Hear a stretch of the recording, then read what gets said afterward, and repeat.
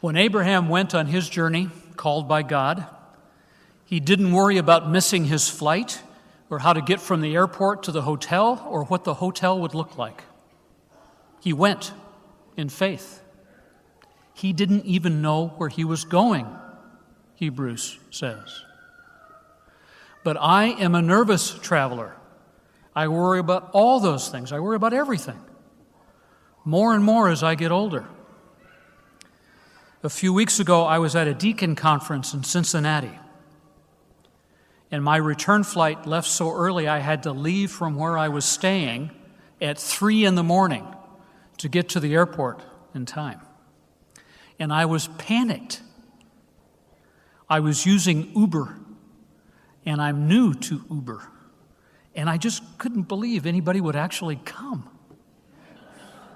I know it was irrational, it was a little crazy, but...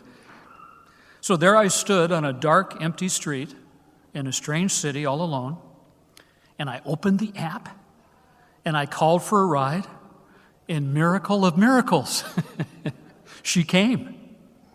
She actually came. I was the master contractually, and she was the servant, and she was ready when I knocked. But she was more than that, too. She was a thin, wrinkled black woman in her early 70s, I guess, with a calm, wise, steady way about her. And she seemed to sense how anxious I was. When I told her I was a deacon and had been at a deacon conference, she said, "Oh, I have a holy man in my car." Praise Jesus. Because she was a deacon too, it turned out, in her church. And she knew, she told me, that Jesus is always with us, always by our side, no matter how far away from home we are. God is always a surprise, Pope Francis says. You never know where and how you will find him. You are not setting the time and place of the encounter with him. You must, therefore, discern the encounter. I was the one who was surprised in this situation, and the Uber driver was the one who discerned my need, my faith, the weakness of my faith. You must be prepared, Jesus says, for at an hour you do not expect, the Son of Man will come. Jesus is talking in part today about the end of the world, about the second coming, something the early Christians expected any minute. But when the end of the world didn't happen right away, didn't come, when it was delayed, as the gospel says, or suggests, implies, they had to rethink what Jesus meant, to internalize it too. They knew that there would be a real second coming someday, but maybe not for a long time. So they started to think of it in a more spiritual way. And that's in part what gave rise to the Gospels. The idea of an inner second coming, of this inner transformation, is what all the Gospels are trying to convey. For example, we can think of the second coming as our own deaths, how we can't predict them, how we can never know when they will happen. And so we have to be centered, grounded in God every day. But even more important, I think, we can think of the second coming as happening every minute, as Christ always coming in all that happens to us, knocking softly, quietly. The most important moment in early Christian literature outside of the Bible is the moment when St. Augustine breaks down in a garden and starts to cry. This is in the Confessions, written in 398. Augustine is in his mid-30s.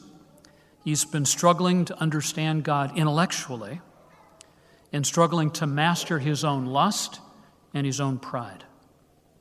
But it's just not working. He can't figure things out. The strain of it is too much. And he comes to this walled garden in Milan, and he throws himself down underneath a fig tree, and he begins to cry. He just sobs. It's the end of his world. But it's also the beginning of his new world, of his new life. Because beyond the walls of the garden, he hears the voices of children. They are playing some kind of game, chanting some kind of nursery rhyme, something like "Ring around the rosy, pocket full of posies," except in Latin. And this catches his attention. It stops him. It sounds to him like they're saying, "Take and read.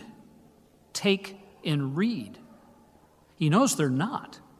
He knows he's hearing this wrong, that there isn't a chanting game like that. But that's what he keeps hearing. Take and read. And he feels this pull, this call. Take and read. And he stops crying, and he gets up, and he goes over to where he's left his Bible. He picks it up, and he begins to read, and the verse he happens to find seems addressed directly to him. It's what he needed. It breaks the logjam. It opens him, frees him. This is the exact moment of his conversion. But here's the thing. Augustine didn't hear the voice of God directly.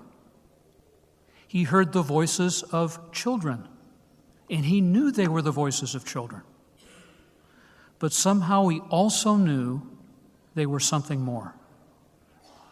"I checked the force of my tears," he writes, "and rose to my feet, being quite certain that I must interpret this as a divine command." This is one of the great defining moments in our tradition, and it hinges on a game of ring around the rosy. It hinges on something small, fleeting, ordinary that Augustine is ready to respond to.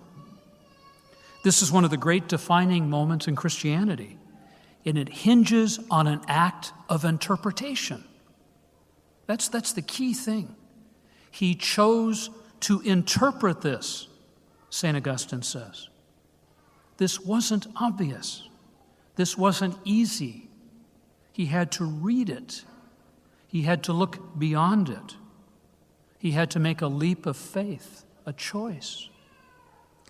God is always a surprise, and we must be ready to listen. How many times have we heard the voices of children beyond the wall and walked away? How many times have we not heard the voices at all?